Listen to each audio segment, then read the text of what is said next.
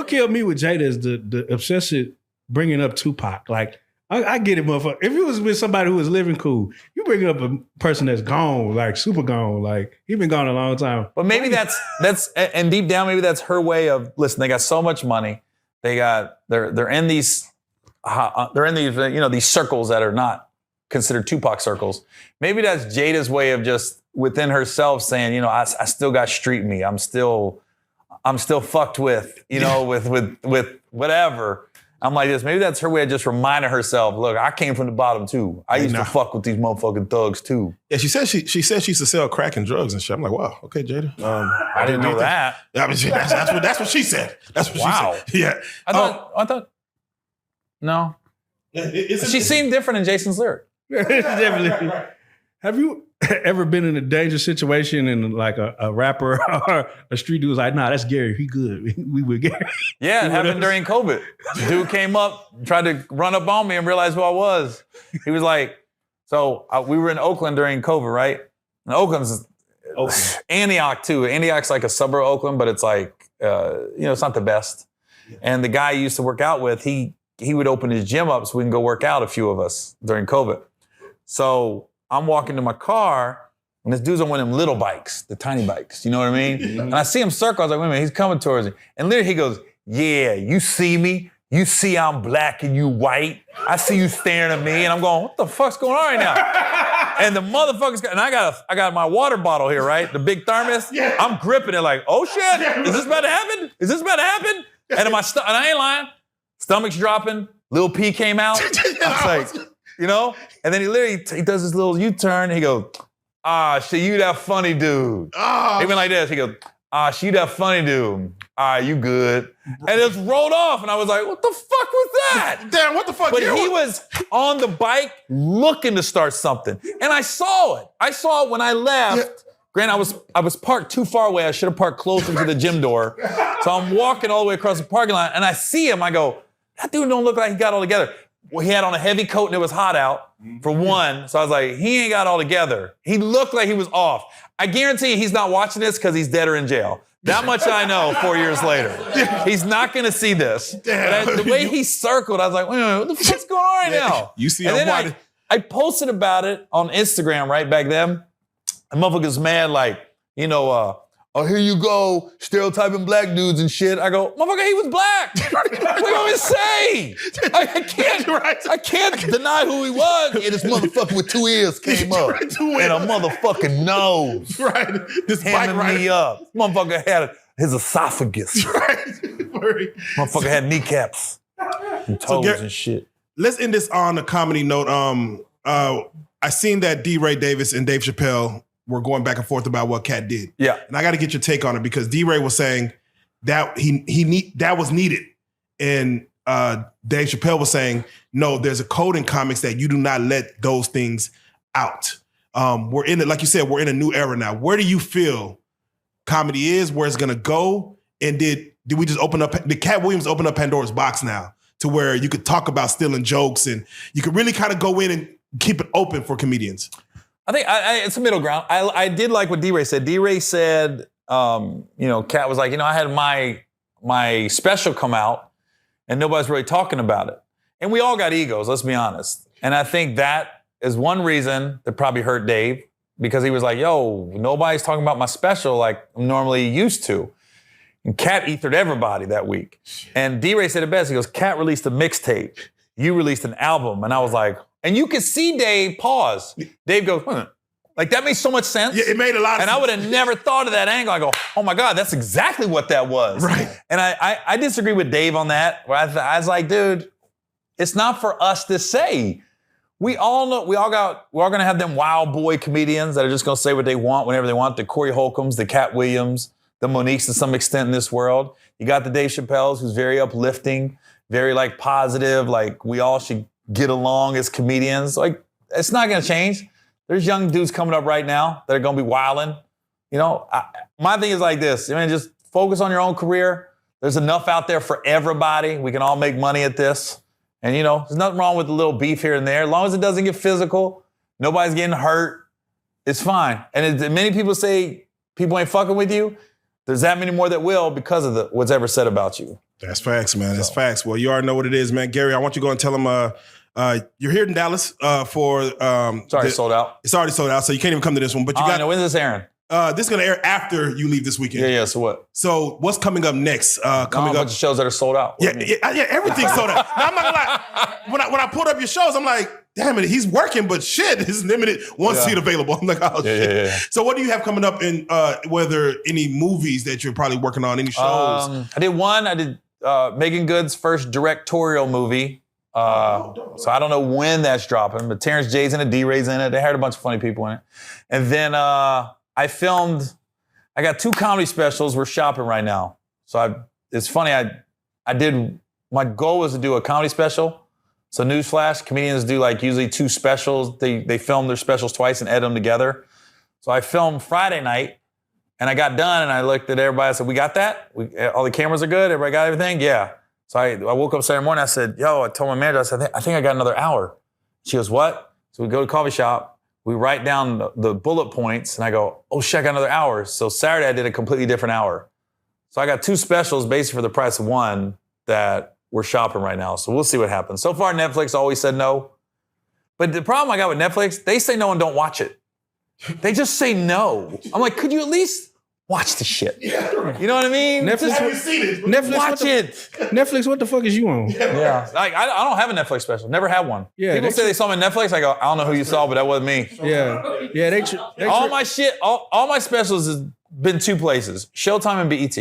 I'm talking when they originally aired. Now, granted, afterwards, like Hulu and Amazon Prime will pick it up and throw it on their shit. But I'm talking about buying it, promoting it is like that. It's been Showtime and BET. Comedy Central's always said no. HBO, Netflix. Netflix is the one though. I'm like, because you see some hot garbage out there. And people that nobody know. Like I actually sell tickets and got a fan base. I'm going, I'm not bitter because I have a great life. YouTube's been amazing. TikTok's been amazing. Instagram's been amazing. Facebook's been amazing. All of it. So like, I love where we're at in stand-up now because now we definitely control our own narrative and our own careers. But it's still it's that carrot like Netflix. You know what I mean? Like it's almost like everybody's at this birthday party and I'm at the door and nobody's answering. Like, guys, come on. Do you think you're blackballed? I wouldn't say that. I think you're talking about like I'm just fucking 2 people making the decisions at Netflix. So it's not like Netflix ain't fucking me. It's the 2 people that are greenlighting these comedy specials. So you just gotta hope. Eventually, I don't want to go in on them. I don't want to be like, you motherfuckers don't know shit. They know. I don't know. I'll do it. I'll do it. Yeah. Netflix, get your shit together. Yeah, let's start a petition. He's a fucking legend. It's odd because if you ask the comedians, like I'm not no hack. I write all my stuff. I definitely have a point of view. And what's crazy, the second hour that I did Saturday, I do absolutely no black-white jokes on purpose. And purposely, I said, all right, you want to? I see the internet. I like that. All right, watch this motherfucking special. Hey man, watch this shit. Do you got them hoes on you right now? Huh? Do you got them on you right now? The specials? Got them on me. Yeah, I got them on. We want to look at them.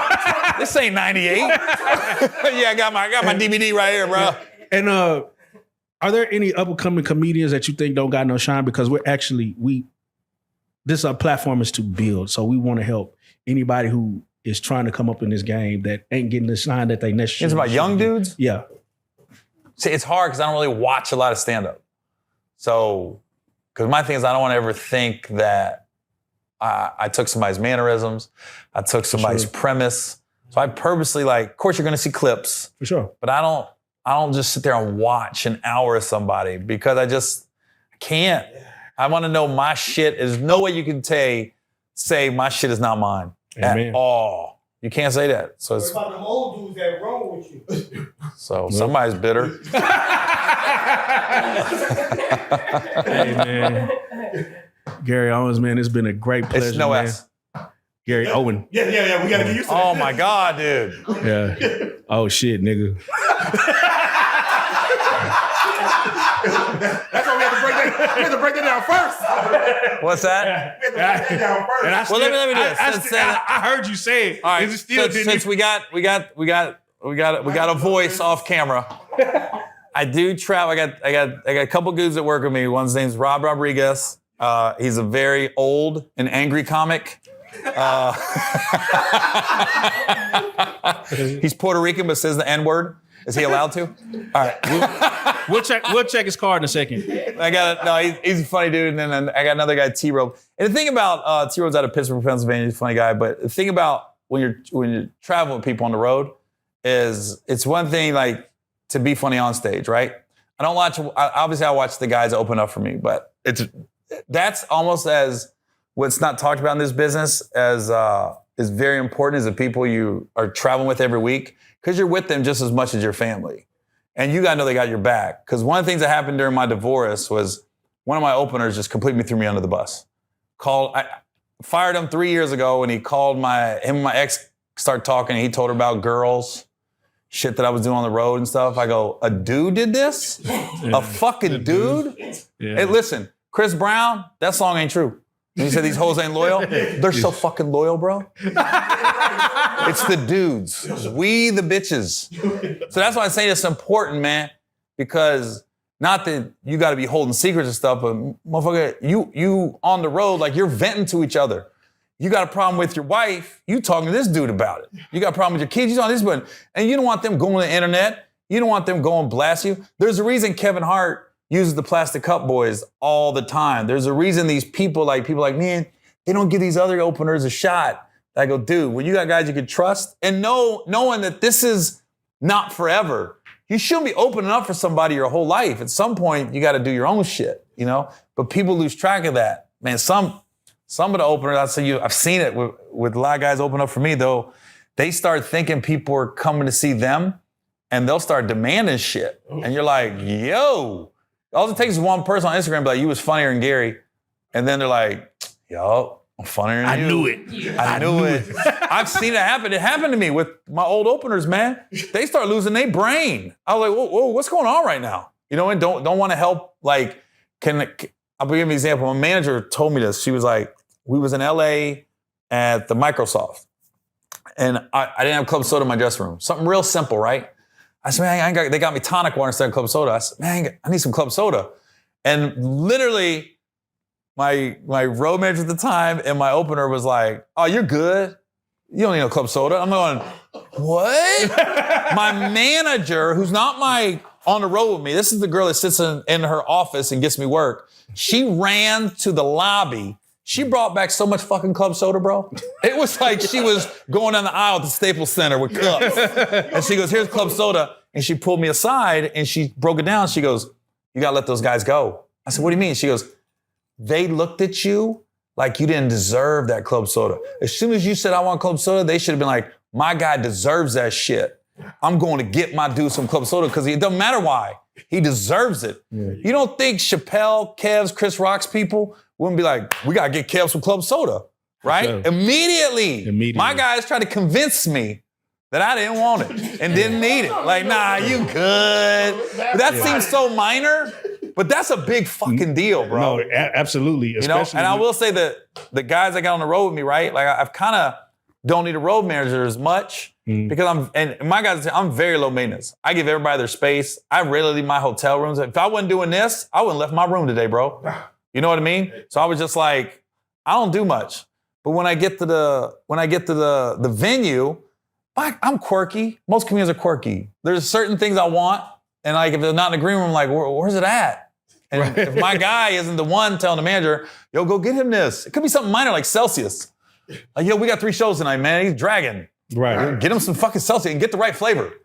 Tropical vibe, best flavor out. There you go. That shit seems minor, but that's the guys you need on the road with you. Like, they gotta look at you like you deserve this. Amen. You know? Biggest facts. So. Man, Gary Owen. Oh, man, you're a legend in this game, man. And we just want to thank you so much for coming to sit on the couch and talking to us. You could have been doing anything else. I guess you would have been just sitting in your room. Sitting in my room, man. TastyBlacks.com. I'd be lotioned up right now. The maid's knocking. Not now. No, I'm almost there. I fucked up before and didn't put the do not. There's been a couple clean ladies. They were Spanish. Oh, sorry. Look, hey, do you ever be like? Whoa! Do you ever be like? I ain't had the badass cleaning ladies that I see on Tasty Blacks. I ain't seen them. I've seen their grandmother. Right. I've seen her grandmother, her auntie. Yeah, but that's happened a couple times. Like, oh, shit, I forgot. Hey, That's embarrassing. yeah. This is the best part. Gary Owen, you are a real life street star.